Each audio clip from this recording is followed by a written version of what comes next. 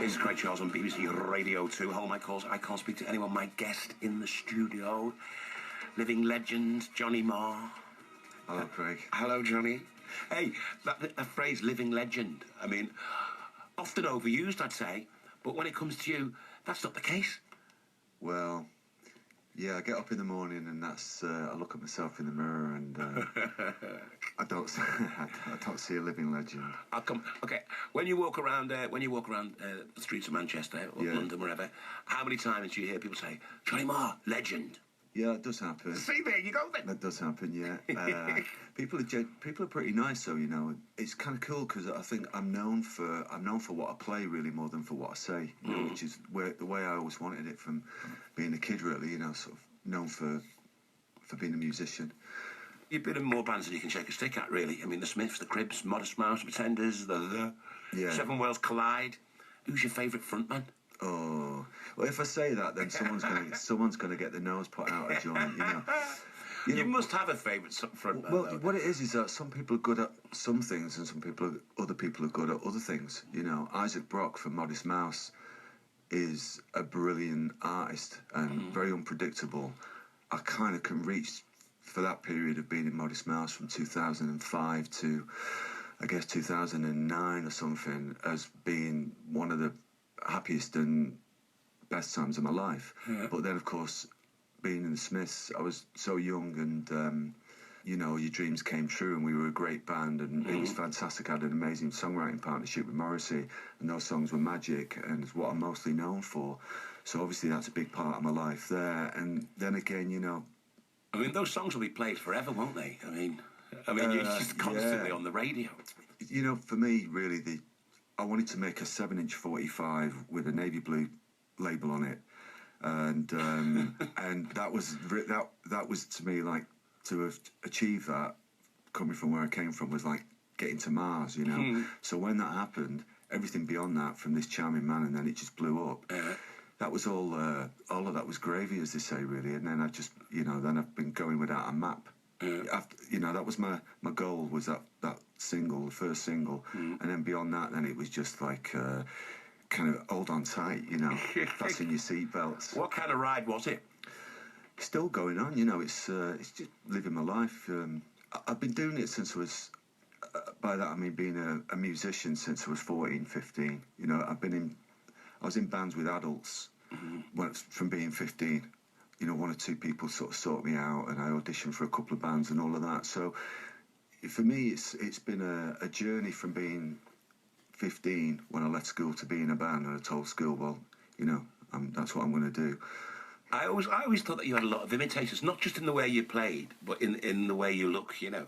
Right. I mean, come on, Ian Brown, he looks like Johnny Marr. I mean, Liam Gallagher, Noel Gallagher, they look like Johnny Marr. Do you ever think that? Do you ever think that you're a style icon as well as, like, you know, a musician? I appreciate you saying that because I get so many people asking me if I copy Noel Gallagher. Yeah, when you came before him, you know.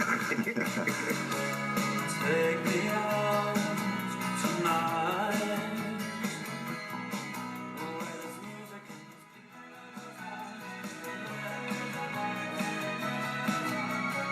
This is Craig Charles on Radio 2. My guest today is Johnny Marr.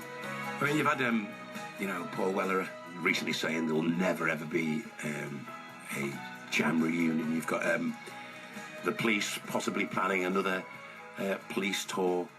You've been asked this a million times before. The Smiths, will they ever get back together?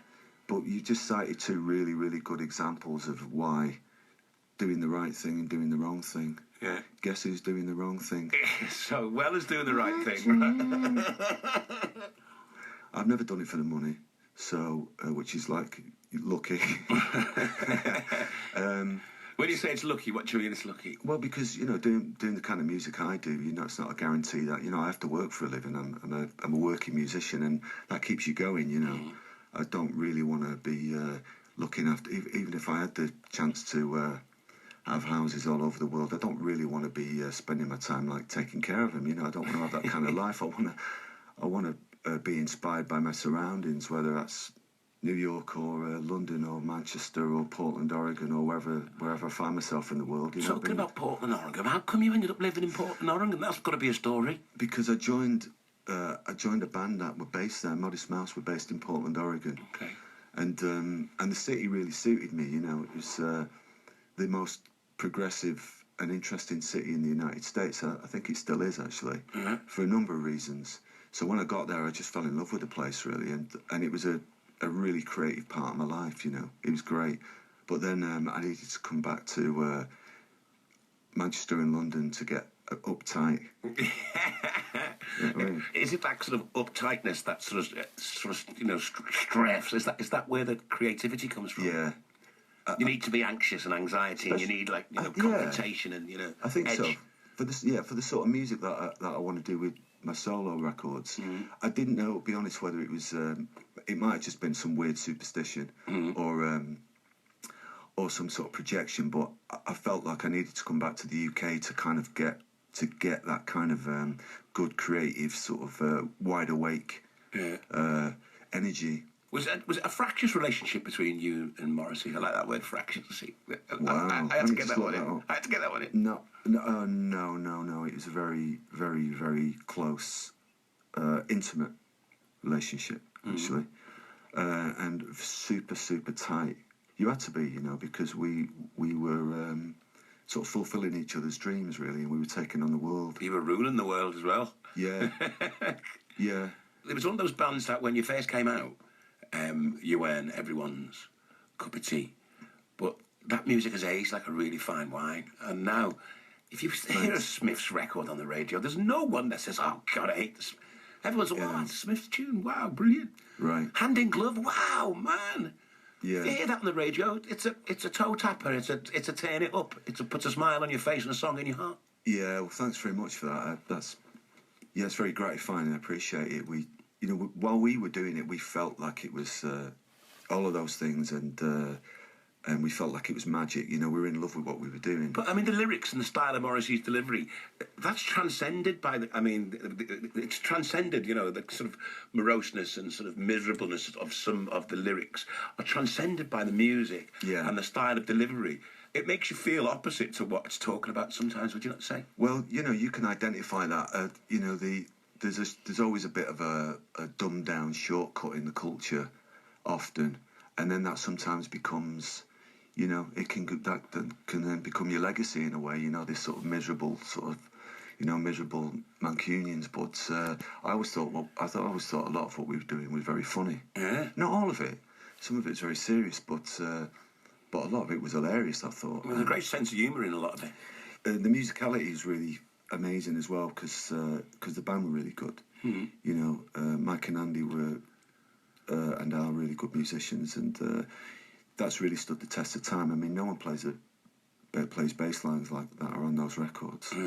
So I was very, very proud of it. To answer your question, it wasn't fractious, but whenever a band breaks up, it's horrible.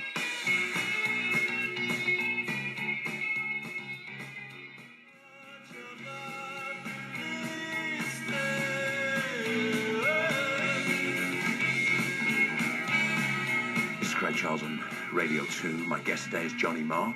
Well, the tour's all October, isn't it? You start September the 18th, Southampton Engine Room, Lou Music Festival in Cornwall. Yeah. I mean, do you like festivals? I mean... I do, you know, because over the last, I guess, 10 years, they've become a culture themselves, haven't they, really?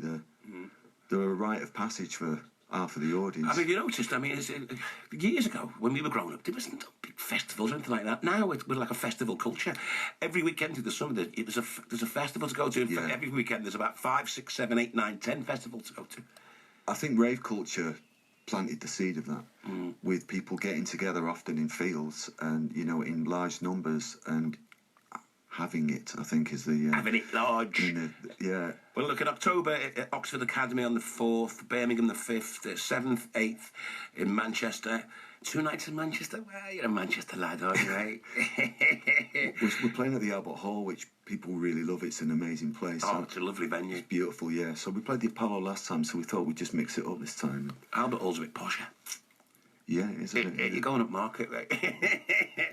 And after that, Rockaway Beach Festival in Bognor Regis, Newcastle University, Inverness Ironworks, Edinburgh Liquid Rooms, that sold out, Belfast the Limelight, Dublin Olympia, London the Forum, Northampton Road Mender, and Bristol O2 Academy.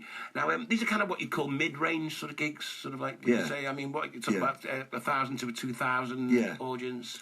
Well, there's two ways you can do it. You can either play a few really big gigs, or you can play more smaller gigs. Yeah.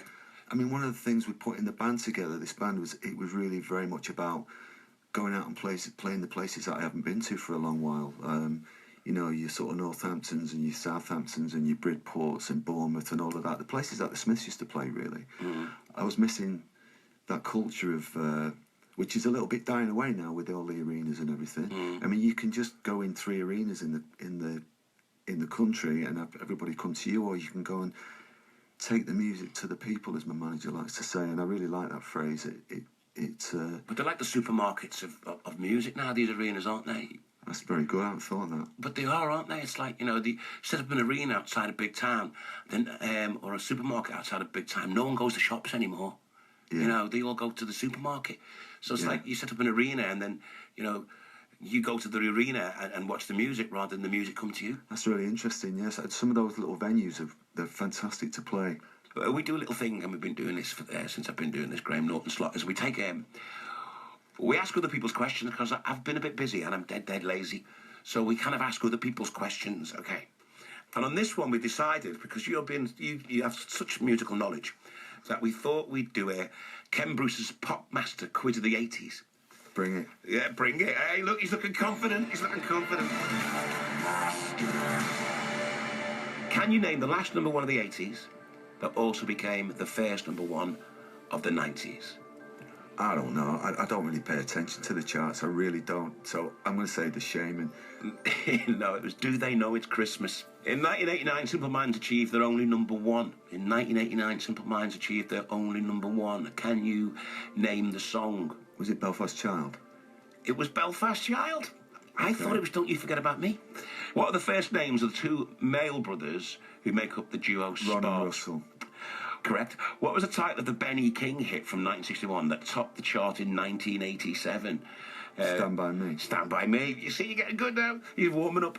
Can you name the 1983 top 5 hit by the Thompson Twins that was later featured in the 1998 movie The Wedding Singer? Oh, they had a few, didn't they? I can give you multiple choice. Was it King for a Day, If You Were Here, or Hold Me Now? Hold Me Now, gotcha. Which song originally recorded by Marvin Gaye did Paul Young take to number one? Wherever I Lay My Head. Who performed the hit duo Easy Lover with Phil Collins that topped the chart in 1985? Philip Bailey. You're good at this. Can you name the musician who was credited for playing trumpet in the 1982 top 20 hit by Modern Romance, Cherry Pink, and Apple Blossom White? Name the musician credited for playing the trumpet. What? Modern Romance? Modern Romance, remember them? Oh, playing the trumpet. Was it Hugh Masekela, Herb Albert, or John Deprez? Oh, it's going to be Hugh Masekela. It was John Deprez, but you did really well there. You only got 2 wrong. Right. Johnny Marr. Band-Aid. You're an expert. you're an expert. Got me again. Johnny, thanks for coming in. Thank you. It's been nice to see you again.